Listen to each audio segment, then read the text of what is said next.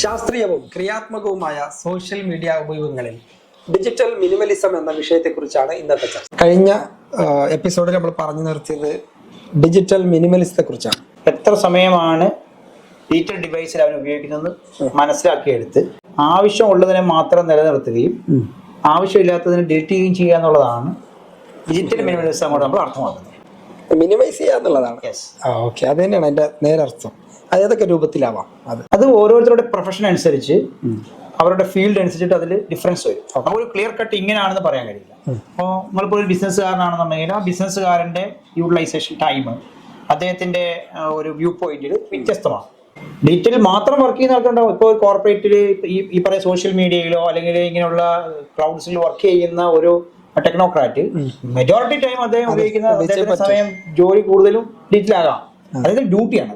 അവിടെ നമ്മൾ മിനിമലിസം ഒന്നുമല്ല, അദ്ദേഹത്തിന്റെ ഡ്യൂട്ടിയുടെ ഭാഗമാണ്. ഡ്യൂട്ടി അല്ല, അതായത് ഏണിംഗ് ഇല്ലാത്ത, നമുക്ക് നേട്ടമില്ലാത്ത, വരുമാനമില്ലാത്ത എത്ര നിമിഷങ്ങളാണ്, എത്ര മണിക്കൂറുകളാണ് ഒരു ദിവസം നമ്മൾ മിസ്യൂസ് ചെയ്യപ്പെടുന്നത്, അല്ലെങ്കിൽ നമ്മൾ വെറുതെ അനാവശ്യമായി നഷ്ടപ്പെടുത്തി കളയുന്നത് എന്നുള്ളതാണ് നമ്മൾ ഈ ഒരു ബോർഡിൽ നിന്ന് അർത്ഥമാക്കേണ്ടത്. ഒരു ബുദ്ധിമാനായ ഒരു മനുഷ്യന്റെ ഏറ്റവും കാതലായ വിഷയം എന്ന് പറയുന്നത് time, how to spend the time. ആ സമയത്തെ കൃത്യമായി എങ്ങനെ ഉപയോഗിക്കുന്നുള്ളത്. അങ്ങനെ കൃത്യമായി ഉപയോഗിക്കുന്ന ഒരാള് അവിടെ ക്രിയേഷൻ വരുന്നുണ്ട്, അദ്ദേഹത്തിന്റെ കോണ്ടാക്റ്റുകൾ നിലനിർത്താൻ വേണ്ടിയുള്ള കമ്മ്യൂണിക്കേഷൻസ് വരുന്നുണ്ട്, ഒഫീഷ്യൽ അല്ലാതുള്ള മറ്റ് ഇൻഫർമേഷൻ എടുക്കാനുള്ള മറ്റു കാര്യങ്ങൾ സമയം യൂട്ടിലൈസ് ചെയ്ത് എല്ലാത്തിനും സോഷ്യൽ മീഡിയ ഉപയോഗിക്കുന്നുണ്ട്. പക്ഷെ അതെല്ലാം പർപ്പസ്ഫുൾ ആണ്.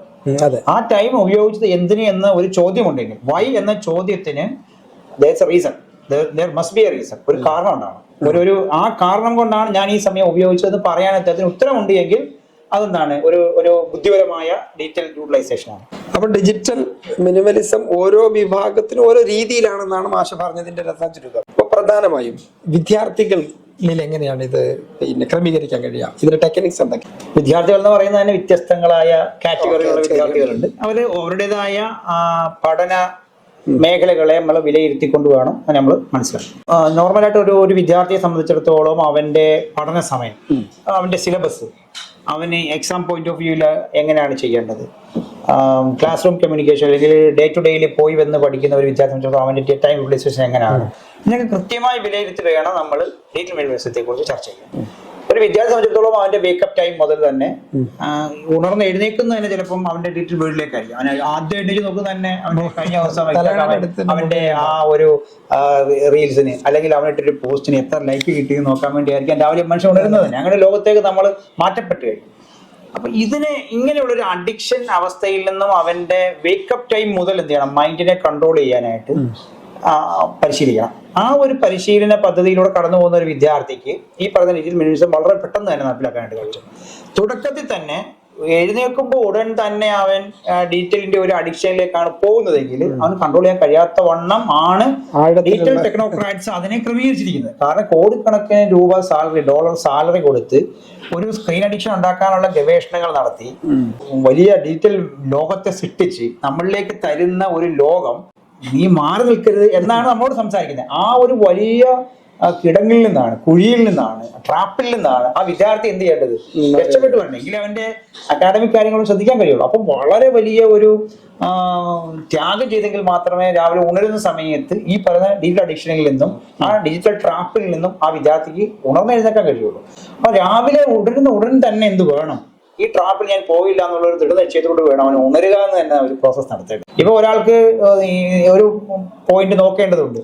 ഇപ്പം AI-ലോ അല്ലെങ്കിൽ ജെമിനിയിലോ ഏതെങ്കിലും ഒന്നിനും ഒരു മെസ്സേജ് അവന് കിട്ടേണ്ടതുണ്ട്, ഒരു ഇൻഫർമേഷൻ കളഞ്ഞിട്ടുണ്ടെങ്കിൽ ഓക്കെ, ആ സമയത്ത് ആ സോഷ്യൽ മീഡിയ ഉപയോഗിക്കുന്ന ബുദ്ധിമാനായ ഒരു വിദ്യാർത്ഥിയായിരിക്കും.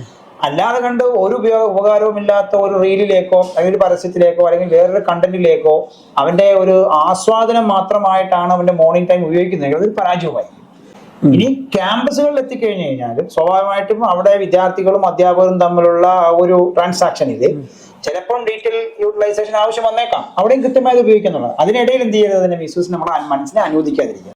ഇനി റിക്രിയേഷന് വേണ്ടിയുള്ള പ്രത്യേക സമയം അവൻ എന്ത് ചെയ്യാം, കണ്ടെത്തുകയും ആ സമയത്ത് അവന് റീൽ കാണാനോ അല്ലെങ്കിൽ സിനിമ കാണുന്നതിനോ അല്ലെങ്കിൽ ഒരു ഗെയിം എടുക്കുന്നതിനോ ഒക്കെ വേണ്ടിയുള്ള ഒരു കൃത്യമായ സമയം അലോട്ട് ചെയ്യുകയും മനസ്സിനെ അതിനുവേണ്ടി പരുവപ്പെടുത്തുകയും ചെയ്യുമ്പോഴാണ് നമുക്ക് ഡിജിറ്റൽ മിനിമലിസം എന്ന് പറയുന്ന ഒരു അവസ്ഥയിലേക്ക് നമുക്ക് എന്ത് ചെയ്യാൻ പറ്റും, ഒരു വ്യക്തിയെ, ഒരു വിദ്യാർത്ഥിയെ ക്രമീകരിക്കാൻ പറ്റുക. അപ്പൊ അവൻ ഉണരുന്നത് മുതൽ ഉറങ്ങുന്നത് വരെയുള്ള ഒരു ടൈം ഷെഡ്യൂൾ വളരെ കൃത്യമായി പരിപാലിച്ചെങ്കിൽ മാത്രമേ ഈ പറയുന്ന സോഷ്യൽ മീഡിയ ഇറയിൽ ഒരു വിദ്യാർത്ഥിക്ക് സക്സസ്ഫുൾ ആകാൻ കഴിയും. അത് കേവലം വിദ്യാർത്ഥികൾക്ക് മാത്രം ചെയ്യാൻ പറ്റുന്നതല്ല എന്നാണ് ഞാൻ മനസ്സിലാക്കുന്നത്.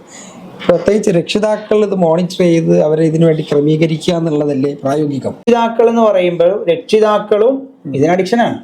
രാവിലെ വിദ്യാർത്ഥി എഴുന്നേറ്റ് നോക്കുമ്പോൾ തന്നെ സ്ക്രോൾ ചെയ്തുകൊണ്ടിരിക്കുന്ന രക്ഷിതാവിനെ ആയിരിക്കും ചിലപ്പോൾ എന്ത് ചെയ്ത് ഒരു മകൻ അല്ലെങ്കിൽ മകൾ കണ്ടുകൊണ്ടിരുന്നത് തന്നെ. അത് തന്നെ ഒരു അഡിക്ഷനിലേക്ക് കൊണ്ടുപോകും. അപ്പം കൃത്യമായ ഒരു ടൈം സ്പെസിഫിക്കേഷൻസ് എല്ലാ കാര്യങ്ങൾക്കുമുള്ള വളരെ അച്ചടക്കമുള്ള ഒരു ഫാമിലിയിൽ മാത്രമേ ഈ പറയുന്ന ഡിജിറ്റൽ മിനിമലിസം നമുക്ക് എന്ത് ചെയ്യാൻ പറ്റുള്ളൂ, കണ്ടിന്യൂ ചെയ്യാൻ കഴിയുള്ളൂ. 1-2 ദിവസങ്ങളിലേക്ക് നമുക്ക് ചിലപ്പോൾ ഇതൊക്കെ കൊണ്ടുനടക്കാൻ കഴിയും. പക്ഷെ അതിന് ശേഷവും വിസ്റ്റാൻഡ് ചെയ്യണമെന്നുണ്ടെങ്കിൽ ഒരു സസ്റ്റൈനബിൾ ആയിട്ടുള്ള ഒരു വർക്കായിട്ട് ഇത് മാറണമെങ്കിൽ ഒരു ഫാമിലി എല്ലാ കക്ഷികളും എല്ലാ ഘടകങ്ങളും എന്ത് ചെയ്യണം, ഒരേപോലെ വർക്ക് ചെയ്യണം. നമ്മൾ തന്നെ പലപ്പോഴും അങ്ങനെ ചെയ്തു പോകണം. ഇപ്പോൾ അതിന്റെ സീരിയസ്നെസ് മനസ്സിലാവുന്നു. ഭക്ഷണം കഴിക്കുമ്പോഴും വലത് കൈ കൊണ്ട് ഭക്ഷണം കഴിക്കുമ്പോഴും ഇടത് കയ്യിൽ മൊബൈലാണ്. ഒരാവശ്യമില്ലാതെ, ആവശ്യമുള്ളത് ഓക്കെ, ഒരു എമർജൻസി സംഭവം പോലെയല്ല. അങ്ങനെ എല്ലാവരും അവരവരുടെ ലോകത്താണ്. ഭക്ഷണം കഴിക്കുമ്പോൾ പോലും കുടുംബത്തിന്റെ സന്തോഷവും സന്താപവും വിവരങ്ങളും പങ്കുവെക്കപ്പെടാതെ ഭക്ഷണം കഴിച്ച് എഴുന്നേറ്റ് പോകണം അവരവരുടെ റൂമുകളിലേക്ക്. ഇത് യാതൊരു ഇല്ല. അവരവരുടെ ലോകത്ത് നിന്ന് കഴിക്കുന്നു. പരിഹാരങ്ങളിലേക്ക് വരുമ്പോ അത് ഡിജിറ്റൽ മിനിമലിസത്തിന്റെ ഒരു കാര്യമാണ് ഫാമിലി ഗെറ്റ് ടുഗദർ. നിങ്ങൾക്ക് കൃത്യസമയം എനിക്ക് ഡിജിറ്റലിൽ ഇത് മാറി നിൽക്കാനുള്ള ഒരു സ്പേസ് ആയിട്ട് അതിനെ കണക്കാക്കും. അപ്പൊ എനിക്ക് 9 മണിയാണ് എന്റെ ഡിന്നർ ടൈം. ഇത് തീരുമാനിച്ചു കഴിഞ്ഞാൽ ആ 9 മണിക്ക് ഇതിനെ മാറ്റിവെച്ച്, സ്ക്രോളിംഗ് മാറ്റിവെച്ച് എല്ലാ വ്യക്തികളും ഒരു പ്രത്യേക പോയിന്റിലേക്ക് വരികയും അവരുടെ സുഖസന്തോഷങ്ങളെ പങ്കുവെക്കുകയും ചെയ്യുന്ന, ഭക്ഷണം ആസ്വാദ്യകരമായി അനുഭവിക്കുന്ന ഒരു പ്രത്യേക സമയത്തിലേക്ക് അവൻ എന്ത് ചെയ്യുന്നു, ആകർഷിക്കപ്പെടുന്നു. ഇത് ഡേ ബൈ ഡേ ചെയ്ത് കഴിയുമ്പോൾ ഇതൊരു ഹാബിറ്റായി മാറുകയും അവന്റെ ഒരു ക്യാരക്ടർ ആൻഡ് കൾച്ചറായിട്ട് അത് മാറുകയും ചെയ്യും. ഇതിൽ നിന്ന് വ്യത്യസ്തമായിട്ടാണെങ്കിൽ അത് ഹാബിറ്റായി മാറുകയും അതവന്റെ ക്യാരക്ടർ ആവുകയും അത് അവന്റെ കൾച്ചറായി മാറുകയും. സാധാരണക്കാരായ ആളുകൾ, ഇതിലൊന്നും അല്ലാത്ത ഒരുപാട് ആളുകൾ, ഒരു വലിയ വിഭാഗം ആളുകൾ, അവർക്കൊരു ഡിജിറ്റൽ ബ്രേക്ക് ഈ വിഷയത്തിൽ എടുക്കാനുള്ള ടെക്നിക്ക് എന്തൊക്കെ? ഡിജിറ്റൽ ബ്രേക്ക് എന്ന് ഉദ്ദേശിക്കുന്നത് നമ്മൾ ഡിവൈസ് മാറ്റി വെക്കുക എന്നുള്ളതാണ്. ഇപ്പൊ ഒരു ഹോബി അദ്ദേഹത്തിനുണ്ട്, അദ്ദേഹത്തിന് പെറ്റ്സ് വളർത്തുന്നതാണ് ഹോബി. പക്ഷെ റീലുകളിൽ അഭിരമിച്ച് അദ്ദേഹം എന്ത് ചെയ്തു, ഈ ഒരു ഹോബി നഷ്ടപ്പെട്ടു. പക്ഷെ ആ ഹോബി എന്റെ ഹോബി ഇന്നതാണ്, എനിക്ക് അതിന് സന്തോഷം കണ്ടെത്താൻ കഴിയുമെന്ന് കാണാൻ അദ്ദേഹം ആ പെറ്റ്സിനെ എന്ത് ചെയ്യണം, റെയർ ചെയ്യുന്ന ഒരു സിസ്റ്റത്തിലേക്ക് അദ്ദേഹം കൊണ്ടുവന്നത്. വീട്ടിൽ പെറ്റ്സ് ഉണ്ട്. ഇനിയല്ല, ഒരു ഗാർഡനിങ് ആണ് അദ്ദേഹത്തിന്റെ ഹോബി. ഗാർഡനിങ്ങിലേക്ക് വരണം. അതൊക്കെ ഡ്രോയിങ് ആണ്. അങ്ങനെയാണ് അദ്ദേഹം എന്ത് ചെയ്യണം, ഒരു ഫിസിക്കൽ ഡ്രോയിങ്ങിലേക്ക് അവർ തിരിച്ചു വരിക. ചില കുക്കിംഗ് ആയിരിക്കും ഹോബി. അങ്ങനെ കുക്കിങ്ങിനെ കുറിച്ച് പഠിക്കാനും അതിനെക്കുറിച്ച് അത് ഫിസിക്കലി ചെയ്യാനുള്ള അവസ്ഥയിലേക്ക് എന്ത് ചെയ്യണം. ഇങ്ങനെ ഒരാളുടെ ഹോബിയിലേക്ക് മടങ്ങാൻ കഴിഞ്ഞാൽ ഡിജിറ്റൽ ബ്രേക്ക് നമുക്ക് ഉണ്ടാകാം. അപ്പൊ അദ്ദേഹം അതിന് കൂടുതൽ മനസ്സിനെ, ബ്രെയിനിനെ സംബന്ധിച്ചിടത്തോളം ബ്രെയിനിന് സന്തോഷം കിട്ടുക എന്നുള്ളതാണ്. അത് ഈ സോഷ്യൽ മീഡിയ എന്ത് ചെയ്തു, നമ്മുടെ ബ്രെയിനെ ഹാക്ക് ചെയ്തു. സന്തോഷം നമുക്ക് തരാം എന്ന് പറഞ്ഞ് നമ്മളെ കൊണ്ടുപോയി. അപ്പൊ നമ്മുടെ സമയം നഷ്ടപ്പെടുന്നു, നമ്മുടെ ലൈഫ് നഷ്ടപ്പെടുന്നു, നമ്മുടെ റിയൽ ലൈഫും അവിടെ നഷ്ടപ്പെടുന്നു എന്നുള്ള ഒരു തിരിച്ചറിവ് വരുമ്പോഴാണ് ഈ ഡിജിറ്റൽ ബ്രേക്കിനെ കുറിച്ച് നമ്മൾ ചിന്തിക്കുക. കുട്ടികളിലാണെന്നുണ്ടെങ്കിൽ കൂട്ടുകാരുമൊത്തുള്ള ഡിസ്കഷനുകള്, ട്രാവലുകള്, ട്രിപ്പുകള്, സ്പെസിഫിക് കളക്ഷൻസ്, സിംബോസിയങ്ങള്, സെമിനാറുകള്, ഇതൊക്കെ എന്ത് ചെയ്യണം, ഫിസിക്കലായി നടത്താനുള്ള സാഹചര്യം സ്കൂളുകളിൽ ഉണ്ടാക്കുക. അപ്പൊ കുട്ടികൾ എന്തായി, ഡിജിറ്റൽ ബ്രേക്കിലേക്ക് വന്നു. അവൻ വെറുതെ ഇരിക്കുമ്പോൾ സ്കൂൾ ചെയ്യും. ഇതില് ഡിജിറ്റൽ ബ്രേക്ക് എന്ന് ഉദ്ദേശിക്കുന്നത് മാനസികമായും ശാരീരികമായും അത് അത്യാവശ്യമായി വേണ്ടതാണല്ലോ. എല്ലാ സമയത്തും ബിസി ആവുക എന്നുള്ളത് ബ്രെയിനിനെ സംബന്ധിച്ച് അത് വലിയ സ്ട്രെയിൻ ആണല്ലോ. അതിനൊരു ഗ്യാപ്പ് കൊടുക്കണം. ഉദാഹരണം രണ്ട് കാര്യങ്ങൾ പറയാം. ഒരു ബിസിനസ് മാൻ അല്ലെങ്കിൽ ഒരു കമ്പ്യൂട്ടർ അധ്യാപകൻ, അദ്ദേഹത്തിന്റെ ജോലി പഠിപ്പിക്കുന്നത്. കുട്ടികളെ പഠിപ്പിച്ചു, 40 മിനിറ്റ് ക്ലാസ് കഴിഞ്ഞ് അദ്ദേഹം തന്റെ സീറ്റിലേക്ക് വരുമ്പോൾ മൊബൈൽ എടുക്കും. അപ്പം ബ്രെയിൻ വീണ്ടും വർക്ക് ചെയ്യും. അപ്പം യഥാർത്ഥത്തിൽ ഈ 40 മിനിറ്റ് കഴിഞ്ഞ് 5 മിനിറ്റ് ഫ്രീ ആകാൻ വേണ്ടിയാണ് യഥാർത്ഥത്തിൽ ഈ പറഞ്ഞ ബ്രേക്ക് ടൈം കൊടുത്തിരിക്കുന്നത്. പക്ഷെ അവിടെ വീണ്ടും എന്ത് ചെയ്യണം, ബ്രെയിന് ആക്റ്റീവ് ആവുകയാണ്. അവിടെ എന്ത് ചെയ്യുന്നില്ല, അവിടെ ഫ്രീ ബ്രെയിൻ ലഭിക്കുന്നില്ല യഥാർത്ഥത്തിൽ.